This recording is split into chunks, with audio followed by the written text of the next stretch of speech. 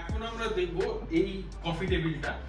এক্ষুনি আমরা দেখলাম যে এটা সোফা কাম বেডে এক্সপ্লেন করার সময় যে এটা মুভ করে, তো এটা তো একটা বৈশিষ্ট্যই আছে। প্লাস এই যে আমরা যদি কাউন্টার টপটা দেখি, এটা কিন্তু ইপক্সি দিয়ে বানানো, দু সাইডে দুটো সলিড উড, আর এইখানটা পুরো কিন্তু মাঝখানে কিছু নেই, পুরোটাই ইপক্সি।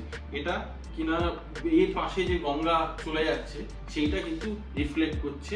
আর প্লাস এর যে টেক্সচারটা যেটা রয়েছে, আমরা যে চারিদিকে যে ল্যামিনেটগুলো ইউজ করেছি সেই কালারের সাথে ম্যাচ করে করানো হয়েছে, এবং উডেন যে টেক্সচারটা বাকি আমরা দরজায় যে ল্যামিনেটগুলো ইউজ করেছি তার সাথে করে করা হয়েছে।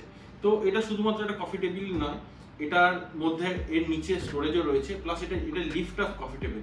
এটা এক্ষুনি আমি দেখাচ্ছি, এটা এইভাবে তুলে নিলে কিন্তু আরামসে অনায়াসে এর হাইটটা ইনক্রিজ হয়ে যায়। তো এইখানে বসে এখানে ইজিলি কোনো কাজ করা যেতে পারে, কোনো খাওয়া দাওয়া যেতে পারে।